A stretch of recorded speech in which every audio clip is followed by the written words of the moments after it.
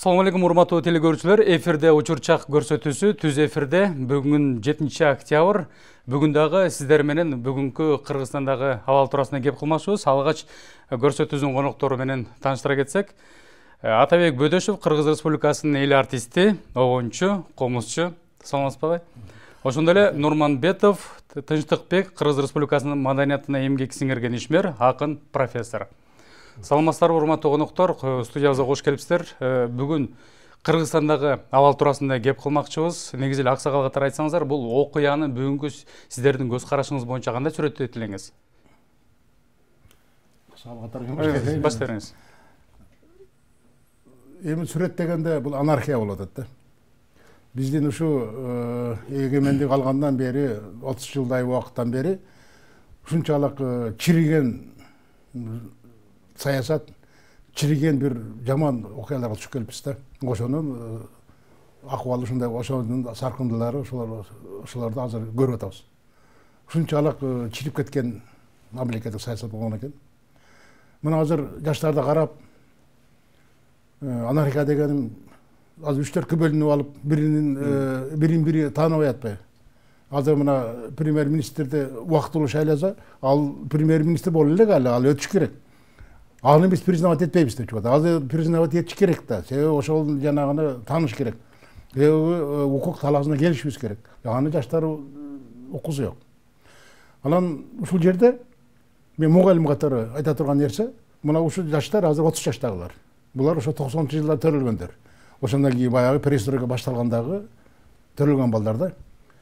Бизге окшоп баягы пионер болгон жок, октябрят болгон жок, комсомол болгон жок. Булар эстетикалык, мен как эстетика тарбия берүүчү катары, булар эстетикалык тарбия жок калды да. Ошон үчүн улууду урматтоо, кичиди сыйлоо деген буларда көпчүлүгүндө жок да. Булар бир колдон чык, мен дайым ушул өзүм жазган макалаларымда дагы мындай берүүлөрдө сүйлөгөнүмдө да айтып жүрөм, мугалим катары, биз бир муунду колдон чыгарып жибердик депчи. Ошол муун, ушул муун. Булар азыр бийликке каты айтып атышат, бирок туура эле. Бирок арасында мындай бар экен сүйлөгөн, бирок баштары бирикпей атпайбы. Ортосуна бирөө лидер шайлап туруп, анан ошо айтып аткан эмелерин аткарыш керек да. Жок, ошол эле жаштардын ичинде дагы 4-5 бөлүнүп алышкан.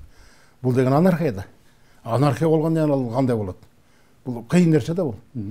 Ошон үчүн дайым эле айтып жүрөм мен. Биз ошолорду эстетикалык тарбия берүүдөн жоготуп калдык. Мага айтылат да, эгерде дейт, мамлекетти жок кылгың келсе, кереги жок кел бомба таштап өлтүрүп деген бол. Жөн эле маданиятты талкалап сал дейт. Билимди талкалап сал дейт.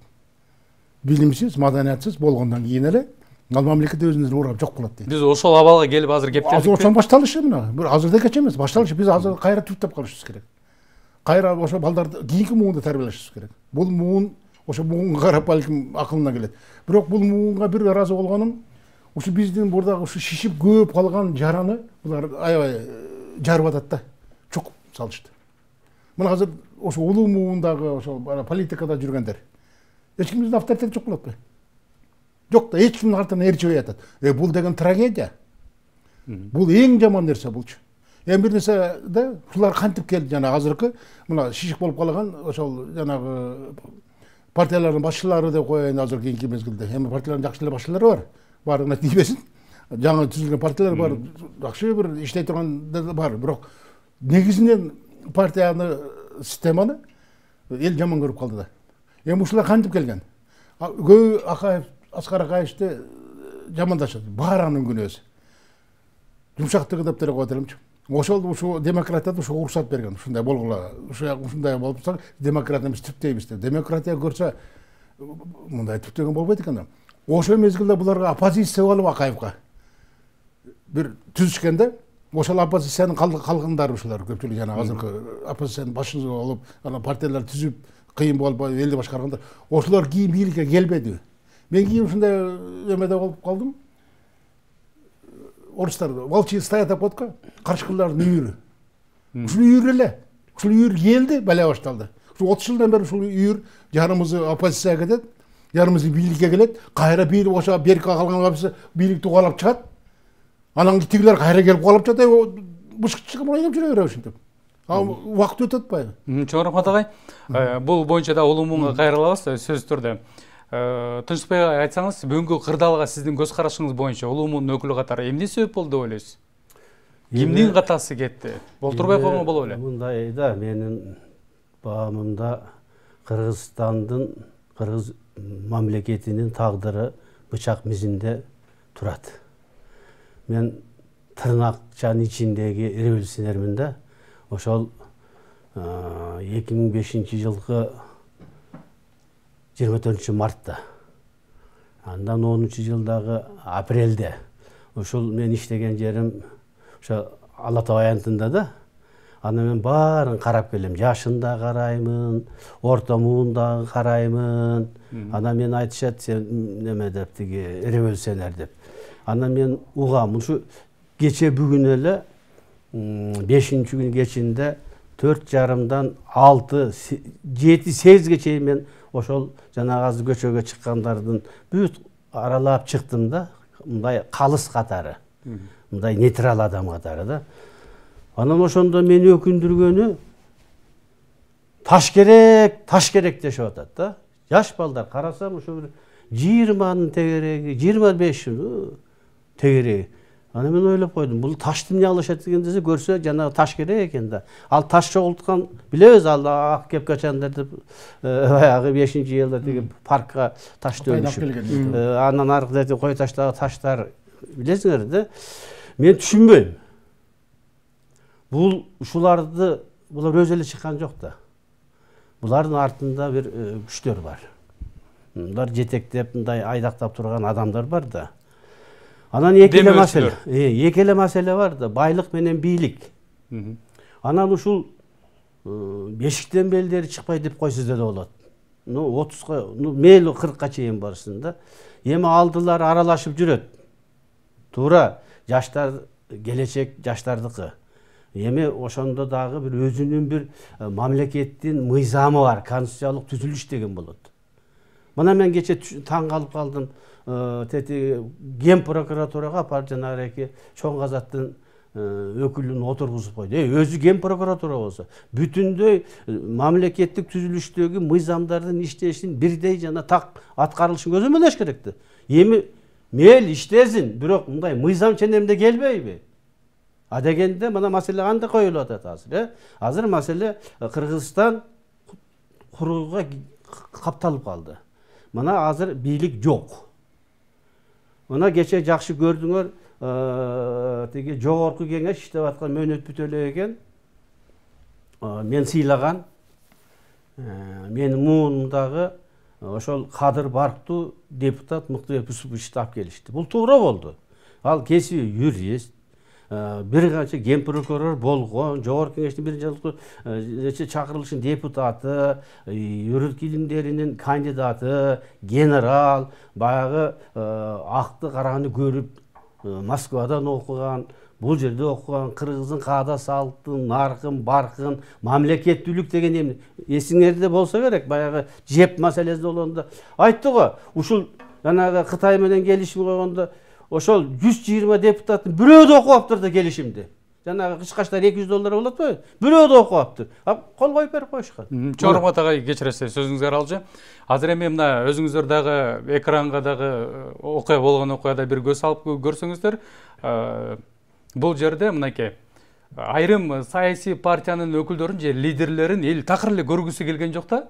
Мисалы үчүн мынакей Республика партиясынан мурда жетектеп келген мына жетекчилерди болсо бир желим өтөлкөлөр менен же бир ак кагаздар менен уруп, эл баягы эски саясатчыларды дегиле көрөргө көзү жок бир эме жасап жатат да. Учурда сиздер кайсыл бир лидерди көрүп жатасыздарбы? Жаштар болсо биз жаштарбыз, өзүбүзчө келишибиз керек дейт. Улуу муундарга ишенбей жатат. Эми мындай да. Улуу муун өкүлдөр катары көз карашы мындай да. Мамлекеттик кызматкер болуш үчүн бир даярдыгың, тажрыйбаң, билимиң болуш керек да. Анан кийин мына мен өткөндө да айтканмын. Маселе муну тиги алтын кени.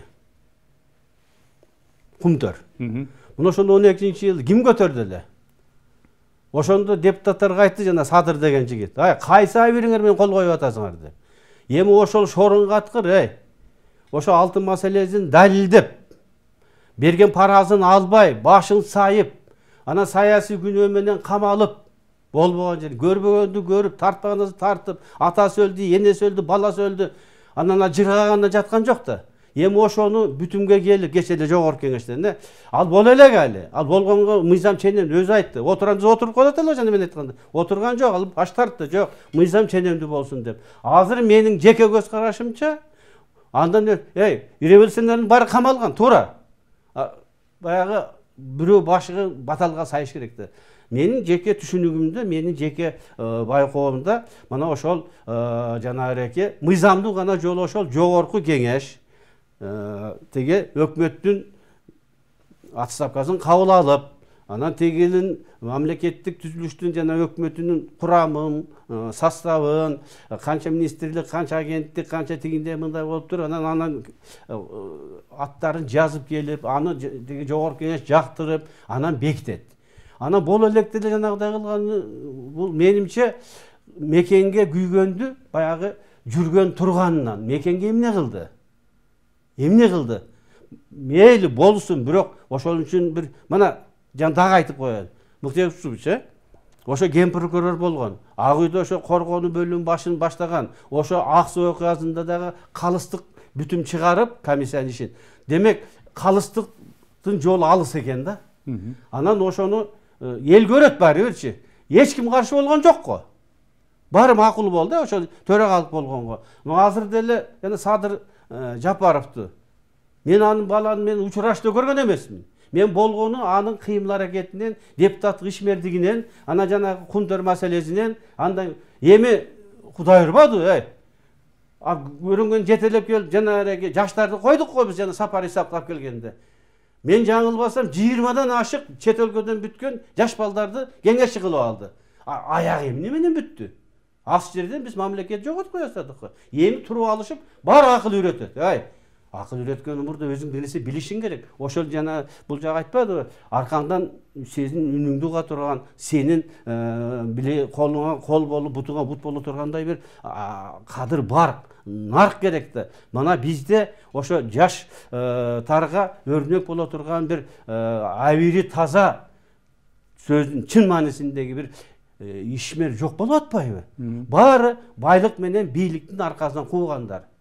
Анан канча кантип мен акчам көбөйтөм дейт. Акчанын түбүнө эч ким жеткен жок, жетпейт да. Көрдүк го кече тиги пандемия учурунда эмне болду? Кудайлап калдык го.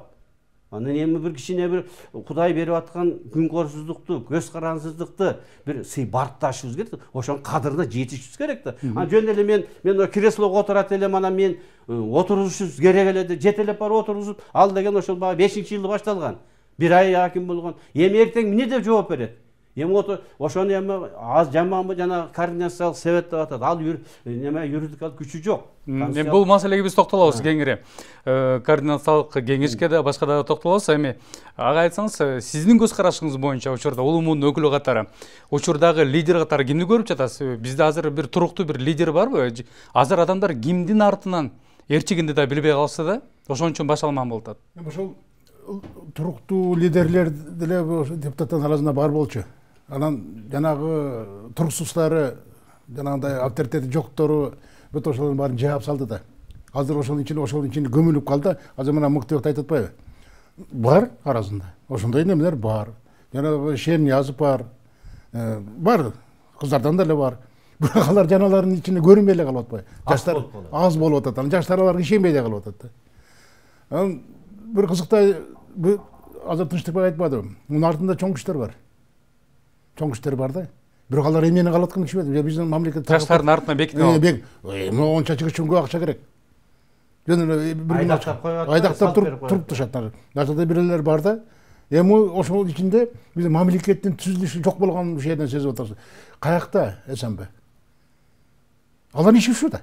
Ошолорду табыш керек. Ушуга жеткирбеш керек. Жеткирбей ошо турган жерин жок. Бирок азыр мына борбордук аянтта көрүп атабыз, көпчүлүк жаштардын добушу Садыр Жапаров деп кыйкырыктар чыгып атат да. Туура. Бирок жанагы айрым партиянын лидерлери же болбосо ошол өкүлдөрү чыгып алып бизге улумунун өкүлдөрү керек эмес деп атат. Бирок сырттагы элдердин кыйкырыктары көбүнчө ушул Садыр Жапаров дегенди эми түзүлүп атыш керек, бул жашырган эмне Мен ачык айтып атпаймынбы? Эл ошону кааладыбы? Алып келди.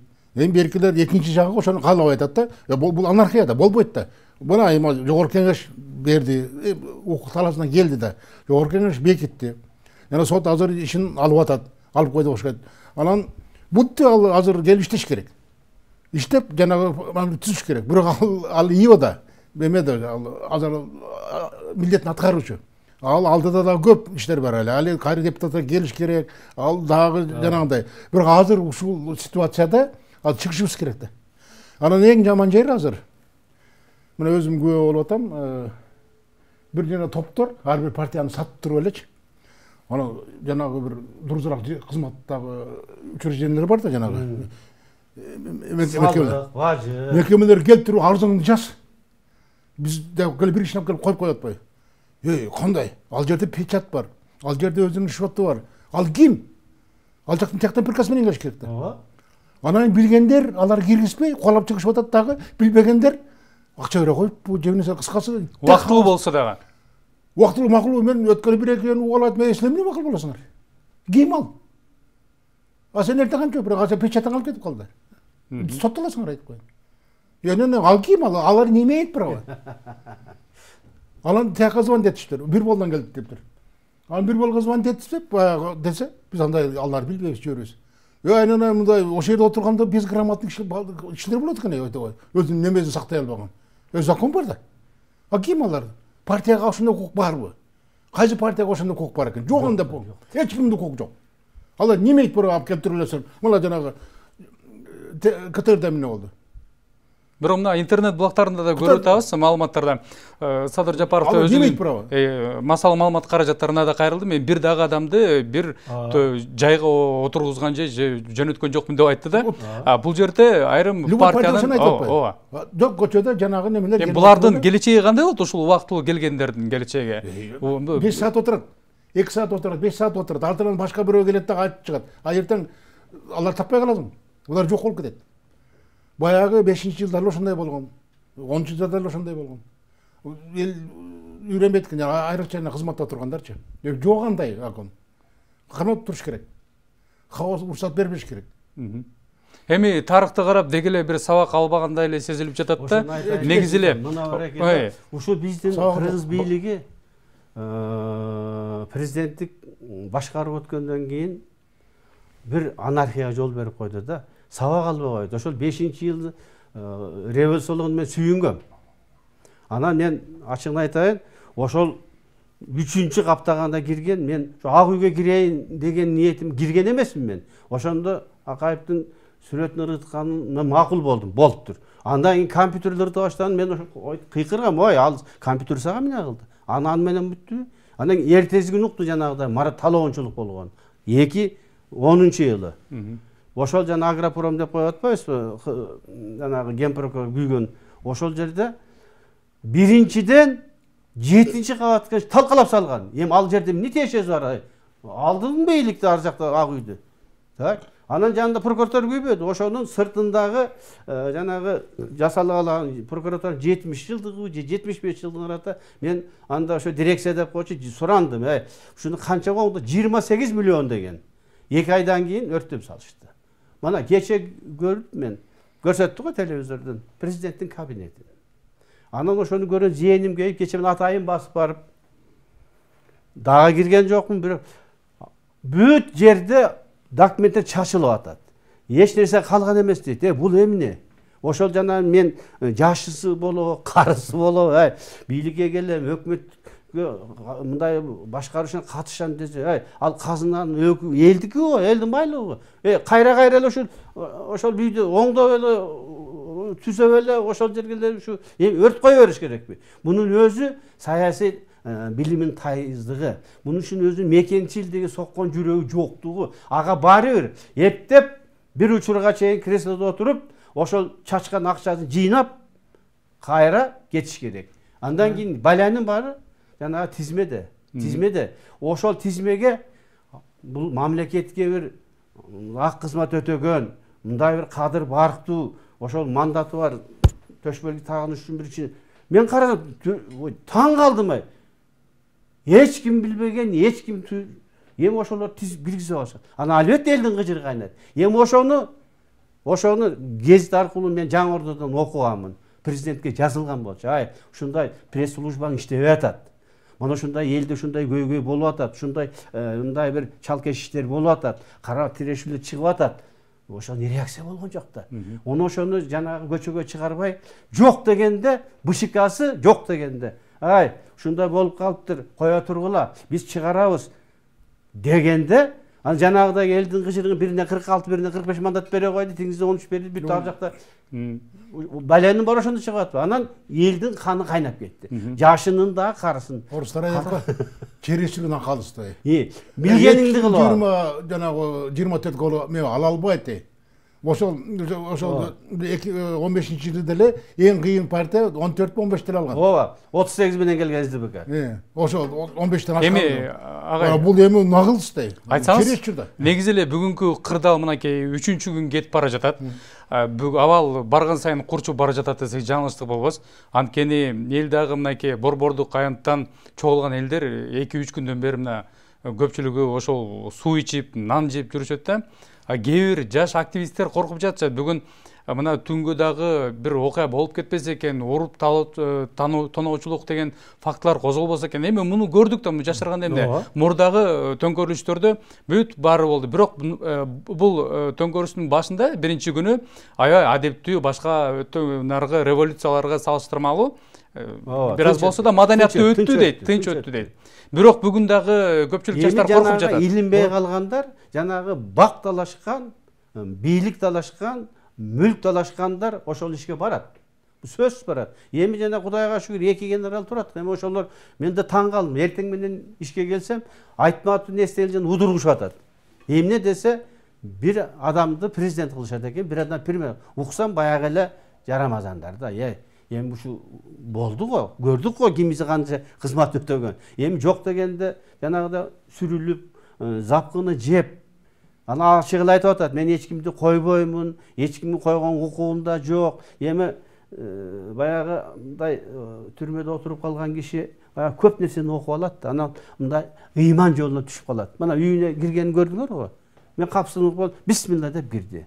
Демек, мунун өзү ар жакта мен тиге насибим мындай ашкере жебейм, ашыкча уурдабайм деген көрүп калды. Түшүндү да бул. Бул канча метр эле неме керек адамга. Эми түштүккө да бир нерсе, азыр площадьда жүрүшөт. Ушулар канча миң? Эми 3000, 5000ге чейин, балким 10000ге чейин. 6 миллион кыргыз бар. Кыргыз эли бар. 6 миллион кыргыз эли. Ушунда канча процент болар?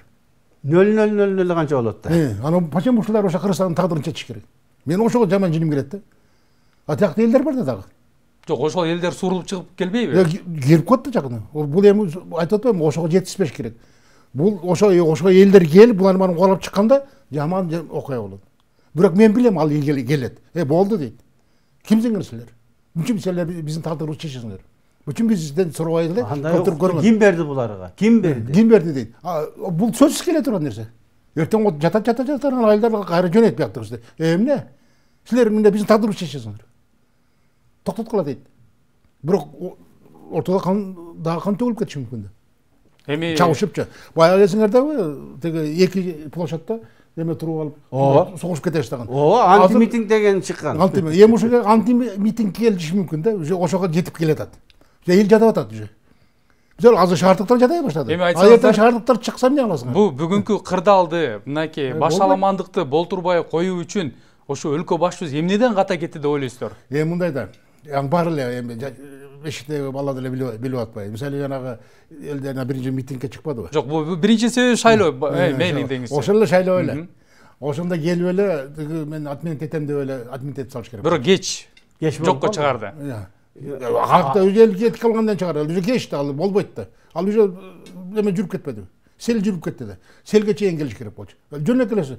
Акаев ушундан кеткен. Бакиев деле ошондон кеткен. Булардын ошо бийликке киргендердин көзүн эмне басып калабы мен билбейт экенмин. Жетекчил жанагы жанындагы помощниктери, жардамчылары, вазирлери акмон кылып калабы. Вазир жакшы, хан жакшы деген сөз бар. Акаевда деле Жалал Абадта отуруп калышты, 1 ай эле отуруп албады. 1 ай барбай койду. 1 ай барбай койду. Ошко да Жалал Абадка дагы эсиңердеби? 100 миң деген иш чыкты. Эми ошондо барып өзү барып кыдырып эле айтышты да, аксакалдар айтышты ошондо, бар. Ошо турган жеринен айт, мен болсо мен алайын, тигиндей деп, жанагындай кылып, келели деп, эл президент падыша өзү келсе, эл кечирет да. Токтотуп коймок. Азыр эле ошондой болду. Азыр эмне жанагы отминтеп ал менен зор экен алар. Жок, ал менен бөлөт ошо уже өрт башталып келатат. Кыргыз эли башка эл. Башка эл биздикине. Эл биздин эл таптакыр башка эл. Булар жанагы немени жаман көрөт. Айтат ко жоош, кыйратып жоош. Эми булар дапары орустар айткандай. Эми бийликтин чегинүүгө айласы жок болуп калды. Биз кыйкырып койсок, биз барып койсок, шайлоо жокко чыгарды. Эми эртең баштайт, биз прокурор боломун, мен министр боломун. Мына отуруп аттыр го. Отуруп атпайбы? Мен тигинтип атам. Мен деле каалайм да көп нерсени, бирок мен айбiri менен, мыйзам менен жашашым керек. Ошого үйрөнүшүбүз керек. Биз 21-кылымдабыз. Анан эле мен тура калып эле мен муну алышым керек, тура калып мен андай болбойт да. Бийликтин алсыздыгы. Анан жоопкерчиликтеги бул жери болот да. Илгери борбордук комитеттин инструктор телефон чалганда титиреп калчу. Ооба. Миллионер колхоздун башкармасы болобу, чоң заводдун сөзүңүзгө арал жагай. Биз убакыт соңуна жетип баратканына байланыштуу сиздерге бир эркин микрофон берели. Бүгүнкү учурда өлкөдө стабилдүүлүктү орнотуш үчүн бир кайрылууңуздар болсо, кыска нуска кайрылып кетсеңиздер болот кыргыз элине. Ушул да ошо тынччылык керек. Жанагы элдер жана демеге келиш керек, жана жаштарчы. Закон деген бар. Биз ошо закон талаасына келишибиз керек. Закон жанагындай эле азыр туура эле башташты, жанагы жогорку кеңеш азыр легитимдүү. Бизди башка мамлекеттер тааныбай коет. Кимиз болсо да, анан кийин жанагы мен сөз барып тиги бийликти алам, мен бул деген бул анархия. Анархия болгон жерде мамлекеттин келечеги болбойт, ал убактылуу. Эртең көргүлтү көрүп калат. Ошон жерде азыр токтотуш керек. Талашкында талашпа, жыра тартып адашпа, кадыр сыйга карабай, мен калам калыс тарапты. Бул чоң карыбызыбы, жашыбы адилеттүүлүктү, калыстыкты тутуш керек. Бийликтеги дагы караламан томаягы дагы азыр эмне кылыш керек? Азыр ар бири өзүнүн жоопкерчилигин сезиш керек. Кыргызстандын мамлекетинин тагдыры жана айттым го, бычак мизинде турат азыр. Ошентип от менен ойнотот буларчы. Ошентип койсо эле болобу. Ошон үчүн элге бакубат турмуш керек, тынччылык керек, бейкуттук керек. Ал үчүн ар ким өзүнүн бала бакарасынын, урук тууганынын партиялашын керек болсо, эң башкысы келип мамлекеттин тагдырына кайтыр карабаш керек. Ошон үчүн ар кимибиз өзүбүз мындай бир ойлонуп, бул азаттык оңой эле жеткен жок кыргыз. Кылымдар бою карытып, ошону Кудай берген көктөн түшкөн азаттыктын кадыр баркына жетиш үчүн жашкары дебей ынтымак арашкерликке, анан баш көтөргөнгө баягы бир ык коюп, ынтымакка келип тил табыш керек да. Анан көрүнгенде чоя бергенде андай болбой калат. Чоң рахмат. Урматтуу телекөрүүчүлөр, өлкөдөгү бүгүнкү кырдаал боюнча бүгүн студиябызда конокто Атайбек Бөдөшов, Кыргыз Республикасынын эл артисти, оюнчу, комузчу, жана ошондой эле Нурманбетов Тынчтыкбек, Кыргыз Республикасынын маданиятына эмгек сиңирген ишмер, акын, профессор студиябызда конокто болушту. Сиздерге, ишиңиздерге ийгилик каалайбыз. Кудай буйрса, өлкөбүздө стабилдүүлүк орноп, баары өз жолуна түшөт деген ишеничтебиз. Айтканыңар келсин. Бизден алыстабаңыздар, урматтуу телекөрүүчүлөр. Бүгүнкү кырдаал боюнча биз дагы кандайдыр бир маалыматтар болсо, сиздерге тез арада жеткирип бергенге даярбыз. Алыстабаңыздар, саламатта болуңуздар.